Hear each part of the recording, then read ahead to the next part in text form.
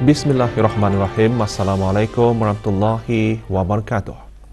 Ke bawah Duli Maha Mulia Paduka Seri Baginda Raja Isteri Pengiran Anak Haja Saleha binti Almarhum Pengiran Pemanca Pengiran Anak Haji Muhammad Alam berkenan menerima menghadap Pengerusi Jawatan Kuasa Serantau Asia Pasifik Pertubuhan Pandu Puteri dan Pengakar Puteri Sedunia WAX dan Ahli Lembaga Sedunia WAX.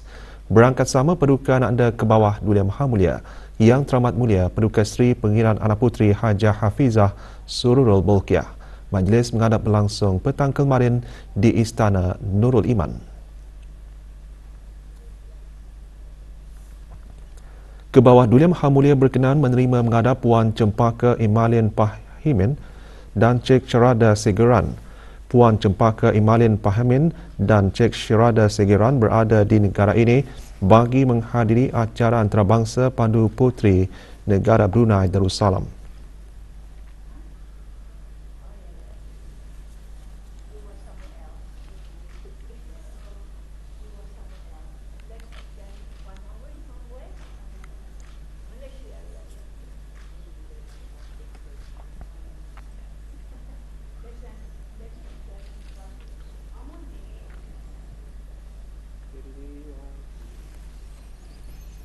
Duli Yang Teramat Mulia Paduka Seri Pengiran Bendahara Seri Maharaja Permaiswara Pengiran Muda Haji Sufri Bolkiah Ibni Almarhum Sultan Haji Omar Ali Saifuddin Sa'dul Khaliwaddin, Presiden Majlis Olimpik Kebangsaan Negara Brunei Darussalam bersabda, seminar wanita dalam sukan akan memperkasakan pemimpin wanita masa hadapan dalam sukan dengan memberikan sokongan yang diperlukan di samping melindungi hak mereka dalam sukan.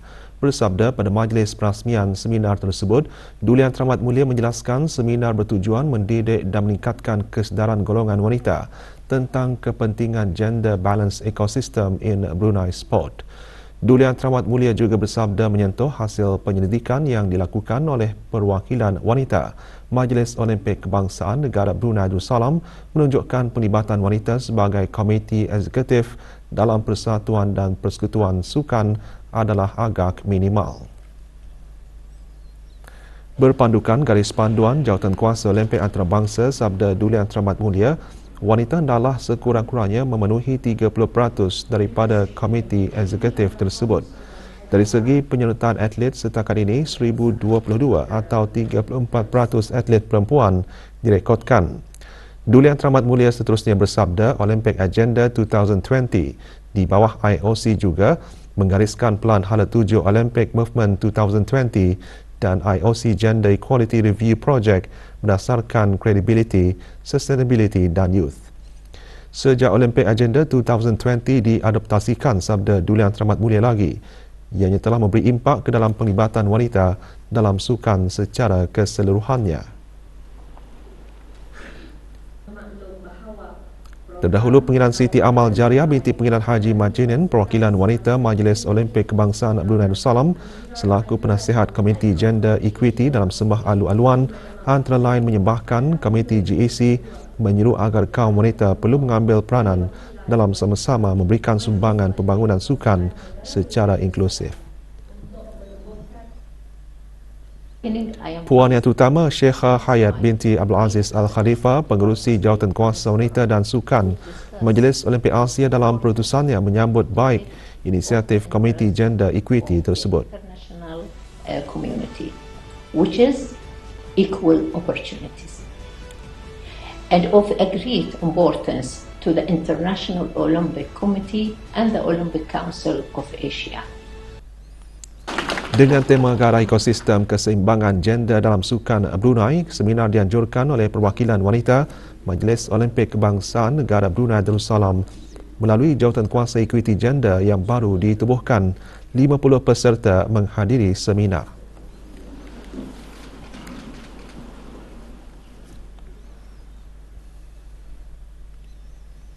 Sambutan Minggu Kesedaran Rintangan Anti-Mikrob Sedunia yang disambut setiap tahun pada bulan November adalah kempen kesedaran sejagat utama untuk menangani kerintangan anti-mikrob. Tahun ini menyaksikan rebranding nama kempen ini daripada Minggu Kesedaran Anti-Mikrob Sedunia kepada Minggu Kesedaran Rintangan Anti-Mikrob Sedunia. Penambahan perkataan rintangan adalah perubahan kecil tetapi sangat ketara yang menyampaikan perkaitan kerintangan antimikrob dan kepentingan meningkatkan kesedaran merentas sektor. Dalam putusan sempena sambutan Minggu Kesedaran Rintangan Antimikrob Sedunia 2023, Yang Berhormat Datuk Seri Setia Dr. Awang Haji Muhammad Isham bin Haji Jaafar, Menteri Kesihatan, Yang Berhormat Datuk Seri Setia Dr. Awang Haji Abdul Manaf bin Haji Matusin, Menteri Sumber Utama dan Pelancongan, dan Yang Berhormat Datuk Seri Setia Awang Haji Muhammad Juanda bin Haji Abdul Rashid, Menteri Pembangunan, juga menggariskan kerintangan antimikrob merupakan halangan terbesar untuk menjalani rawatan dan prosedur perubatan yang kompleks serta merawat pesakit yang paling terdedah seperti mereka yang menjalani rawatan kemoterapi, pemindahan organ, rawatan rapi dan rawatan jangkitan serius. Kerintangan antimikrob juga wujud di luar sektor kesihatan. Justru perlunya semua pihak yang berkepentingan untuk membuat pendekatan kolaboratif bagi mengurangkan kemunculan dan penyebaran kerintangan antimikrob selanjutnya dengan mengenal pasti jurang di dalam sesebuah negara. Selain itu, menerapkan amalan terbaik dalam bidang berkaitan seperti kawalan jangkitan haiwan, tumbuhan dan manusia, pertanian dan pemprosesan makanan, air dan sanitasi, peraturan antimikrob dan yang paling penting, memupuk pendidikan dan kesedaran tentang kerintangan antimikrob. Putusan tahun ini menekankan kerintangan antimikrob merupakan ancaman kesihatan dan pembangunan sejagat yang kompleks dan kritikal. Tindak balas pelbagai sektor yang tepat pada masanya berterusan dengan cara kolaboratif dan selaras adalah penting dan negara Brunei Darussalam telah menyahut cabaran ini dengan menunjukkan komitmen peringkat tinggi dan melalui pendekatan satu kesihatan.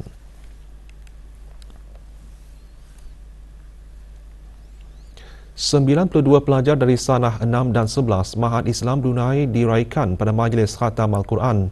Majlis diadakan di sekolah berkenaan.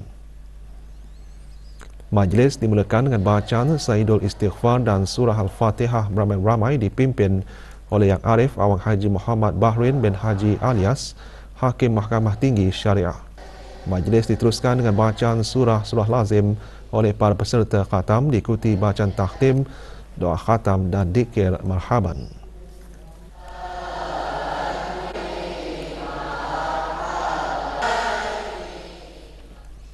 Kementerian Pendidikan melalui Jabatan Pengurusan Pendidik mengadakan mini Konvensyen Pemimpin Sekolah 2023 dengan tema Pemimpin Berkualiti, Pendidikan Berkualiti. Mini Konvensyen bertujuan mengukuhkan kesepaduan sistematik di Kementerian Pendidikan melalui penglibatan serta sokongan kukuh dan mampan daripada semua pihak yang berkepentingan. Hadir Dr. Syamsiah Zuraini Kancanawati binti Haji Tajuddin, Setiausaha Tetap Pendidikan Teras Kementerian Pendidikan, ketua-ketua kluster dan perwakilan daripada Majlis Pemimpin Sekolah Brunei Darussalam menerima buku dan poster Pelan Strategik Kementerian Pendidikan 2023-2027. Konvensyen juga antaranya diisikan dengan sesi pembentangan dan prabengkel. Lebih 487 peserta menghadirinya.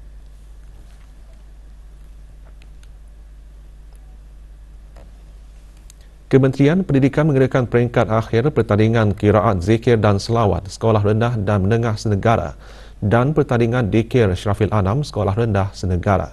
Dianjurkan oleh bahagian kegiatan kerohanian Jabatan Pendidikan Kurikulum. Pertandingan diadakan di Jabatan Penerangan. 6 kategori dipertandingkan. Sekolah Al-Falah Sungai Akar dan Sekolah Menengah Saidina Osman kumpulan 2 masing-masing muncul juara kategori lelaki berzikir bagi bahagian menengah dan rendah. Manakala Sekolah Al-Falah Sungai Akar dan Sekolah Menengah Saidina Husin masing-masing menangi kategori perempuan berselawat bahagian menengah dan rendah. Bagi kategori dikir Syarafil Anam, Sekolah Rendah Katok B dan Sekolah Persediaan Arab Bandar Seri Begawan masing-masing menjuarai kategori lelaki dan kategori perempuan. Penyampaian hadiah disempurnakan oleh Awang Julaihi bin Haji Muhammad, Pengarah Pendidikan Kurikulum Kementerian Pendidikan.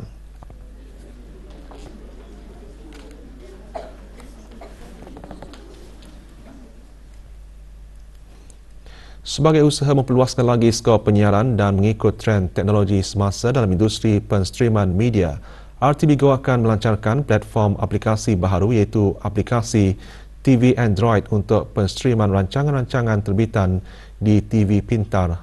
Petang kemarin diadakan majlis menandatangani perjanjian bersama rakan promosi pelancaran aplikasi RTB Go Android TV 2023 di Kompleks Penyiaran Radio Televisyen Brunei RTB Sungai Akar. Mewakili RTB, Pengiran Haji Ismail bin Pengiran Haji Muhammad Kifli, pemangku pengarah RTB, manakala rakan-rakan promosi pelancaran iaitu Imagine Sdn Bhd, Syarikat Intracorp dan NIO oleh Advanced Distribution Sdn Bhd diwakili oleh pengurus atau wakil syarikat masing-masing. RTB Go mula diperkenalkan sejak 1 September 2019 melalui laman sesawang www.rtbgo.bn dan seterusnya dilancarkan dalam format aplikasi mudah alih pada 10 Oktober 2020. Sehingga kini RTB Go mempunyai pengguna lebih 1 juta.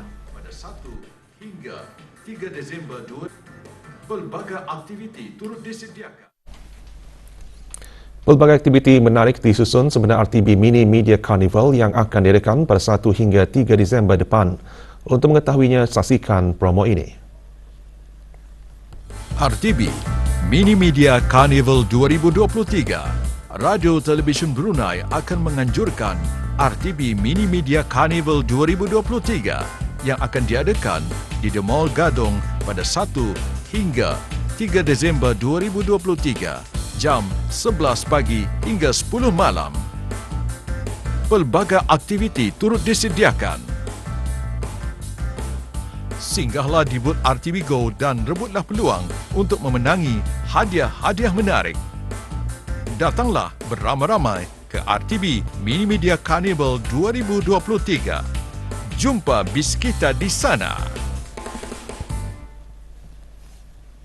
Setiap kanak-kanak termasuk kelainan upaya tanpa mengira latar belakang, kebolehan atau keadaan perlu diiktiraf, dihargai dan diberi peluang yang sama untuk berkembang maju. Ini selaras dengan Konvensyen Pertubuhan Bangsa-Bangsa Bersatu mengenai hak-hak kanak-kanak yang menggariskan setiap kanak-kanak mempunyai hak asasi yang harus dihormati dan dipelihara. Ikuti laporannya bersama Zulfadli Haji Kasim. Hari Kanak-Kanak Sedunia yang disambut pada setiap 20 November menjadi wadah untuk meningkatkan kesedaran tentang cabaran yang dihadapi oleh ramai kanak-kanak, termasuk mereka yang menghadapi kesukaran dalam pelajaran, kelainan upaya, hidup dalam kemiskinan, terjerat dalam isu-isu sosial dan masalah keluarga. Tema sambutan tahun ini, penyertaan untuk setiap kanak-kanak, menekankan pentingnya semua pihak termasuk pengubal dasar, penguat kuasa dan masyarakat bertindak ke arah dunia yang lebih inklusif dengan hak setiap kanak-kanak diutamakan untuk mencapai potensi penuh mereka. Di negara Brunei Darussalam, agensi-agensi kerajaan dan bukan kerajaan terus berganding bahu melaksanakan berbagai program berkebajikan bagi memastikan kesejahteraan kanak-kanak terus terpelihara. Rangka Kerja Perlindungan Kanak-Kanak NFCP yang dilancarkan oleh Kementerian Kebudayaan Belia dan Sukan pada tahun 2022 bertujuan mengembangkan ekosistem perlindungan kanak-kanak di negara ini demi memastikan mereka berupaya untuk menjalani kehidupan yang lebih selamat dan berkualiti.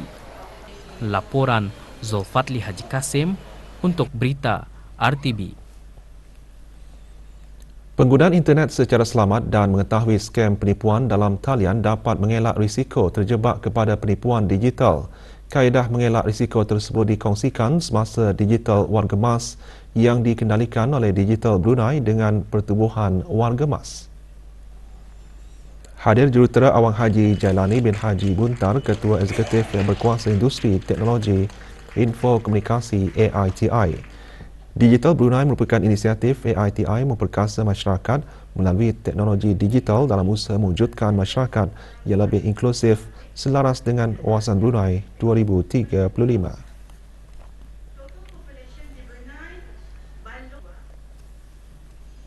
Movember mendidik lelaki mengenai kepentingan melakukan pemeriksaan sendiri secara berkala bagi pengesahan awal masalah-masalah kesihatan dan juga berusaha mengurangkan stigma yang menyelubungi kesihatan mental. Bersempena dengan kempen Movember, RTB menemu bual Ketua Unit Onkologi Perubatan dan Penjagaan Paliatif The Brunei Cancer Centre TBCC Pantai Jeludong Specialist Centre PJSC bagi mendapatkan pandangan tentang isu kesihatan utama yang sedang ditangani.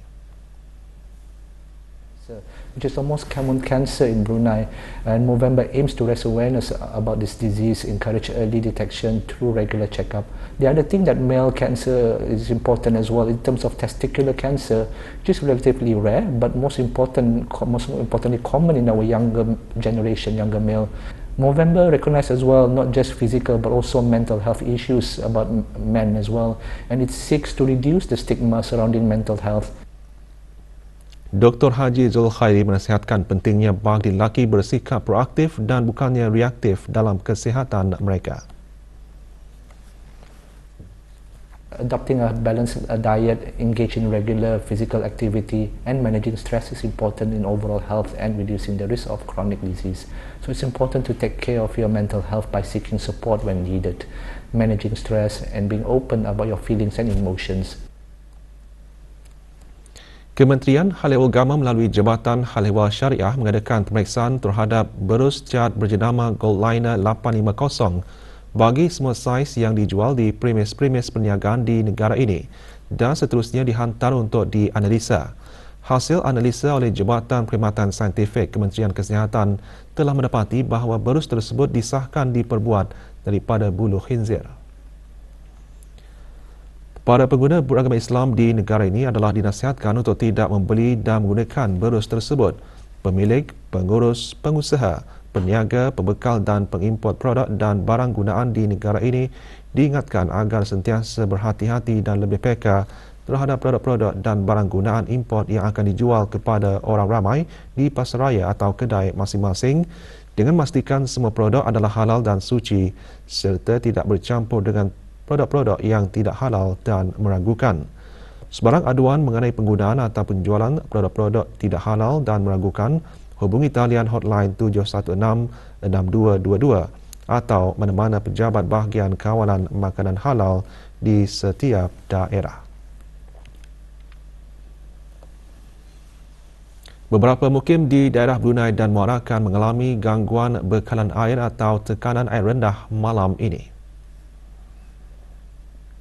Jabatan Kerja Raya dalam siaran media maklumkan kawasan yang terjejas ialah Mukim Rakas A dan B, Mukim Kota Batu, Mukim Gadong A dan B, Mukim Lumapas, Mukim Pengkalan Batu, Mukim Kilanas dan Mukim Kianggeh.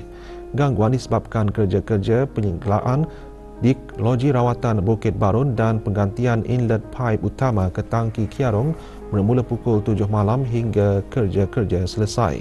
Kerja-kerja akan mengambil masa sekitar 12 jam.